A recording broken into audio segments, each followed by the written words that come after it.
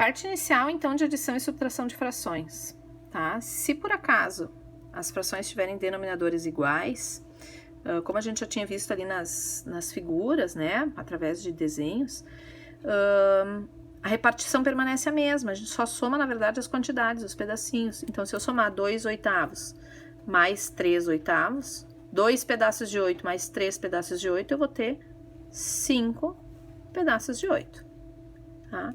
Na questão B, se eu tenho 5 nonos, 5 pedaços de 9, tirar um pedaço desses 9, tirar um nono, vai sobrar para mim 4 nonos. Então, para poder somar e diminuir frações, a regra é a seguinte: elas obrigatoriamente devem ter denominadores iguais, tá? Para a gente poder somar ou diminuir pedaços iguais, tá? Então, obrigatoriamente deve ter denominadores iguais para a gente só somar ou diminuir os numeradores, e o denominador permanece o mesmo. O que vai acontecer aqui quando os denominadores são diferentes? Como a gente viu antes, tem que ser igual, então a gente vai trocar essas frações aqui, já que elas são diferentes, os denominadores, a gente vai trocar elas por frações equivalentes que tenham o mesmo denominador. Então, o que a gente vai pensar?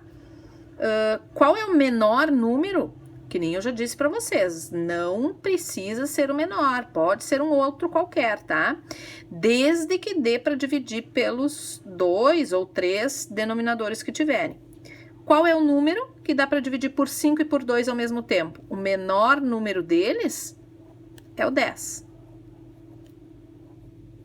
Então, a gente vai trocar essas duas frações aqui por frações equivalentes que tenham o denominador 10. Como é que a gente faz isso aqui ainda? A gente pega do 5 para chegar no 10 aqui, eu fiz vezes 2. Então, em cima a gente faz vezes 2 também. Tudo que a gente faz embaixo, a gente faz em cima, tá? Então, 2 vezes 2 dá 4. Aqui, do 2 para chegar no 10, faz vezes 5.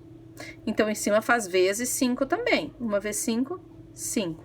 Troquei essas duas frações aqui por frações equivalentes com o mesmo denominador. Agora fica fácil. 4 pedaços de 10 mais 5 pedaços de 10, eu vou ter como resultado 9 pedaços de 10. Então, a soma de 2 quintos mais 1 meio é 9 décimos. Segundo exemplo, usei agora uma subtração. Por coincidência, peguei os mesmos denominadores, tá? Mas troco também por denominador 10, então por frações equivalentes que tenham um denominador 10. Mas o que vocês têm que lembrar, se vocês fizessem com 20, com 30, com 100, podia ser com 100 ainda, né? Desde que dê para dividir pelos denominadores, daria também. O único cuidado é que no final, no resultado final, sempre que der para simplificar, vocês obrigatoriamente vão simplificar, tá? Nessa anterior, 9 décimos não precisou, mas se precisar, a gente simplifica, obrigatoriamente, tá? Então, do 5 para chegar no 10, de novo, vezes 2, em cima faz vezes 2 também, então aqui fica 8. Do 2 para chegar no 10, vezes 5, então em cima faz vezes 5 também. 1 vezes 5, 5. 8 menos 5, 3. E o 10 aqui, que é a repartição, ela continua a mesma. Então, o resultado, 3 décimos. Tá? Depois que a gente chega nessa parte aqui, daí é só trabalhar com os numeradores. O denominador, ele permanece o mesmo. E o terceiro exemplo, a questão C, agora eu já tenho 3 denominadores, tá? Eu tenho que pensar qual é o número que dá para dividir por 6, por 2 e por 3 ao mesmo tempo. Num primeiro momento, a gente pensa no 12. Pode ser 12, pode ser 18, pode ser 24, qualquer número que dê para dividir pelos 3. Mas tem um menor. E a gente viu ali antes na aula que o menor número que dá para dividir pelos 3 ao mesmo tempo é o próprio 6, né? E comentei com vocês o seguinte, que toda vez que o maior denominador aqui, nesse caso o maior era o 6, toda vez que o maior der para dividir pelo menor, pelos os outros menores aqui, esse vai ser o próprio denominador das frações equivalentes, tá? Então, 6 permaneceu, vai ser o novo denominador. Como 6 é igual aqui na primeira fração, então o numerador vai ser 5 também, não preciso nem me preocupar. Aqui, 2 para chegar no 6 faz vezes 3, então em cima faz vezes 3 também. 1 vezes 3, 3.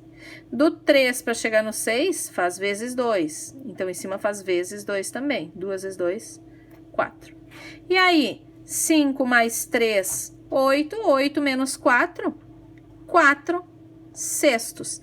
E aqui a gente já consegue observar que esse não é o resultado final. Por que que não? Porque dá para simplificar. Então, eu vou simplificar isso aqui por 2 ainda. E o resultado vai ser 2 terços. Tá? Então, esse sim é o resultado final. Se vocês tivessem feito com denominador 12, com denominador 24, com qualquer outro denominador, no final aqui ia dar uma outra fração como resposta, mas simplificando ao máximo, o resultado seria também 2 terços. Certo, pessoal? Então, é isso aí.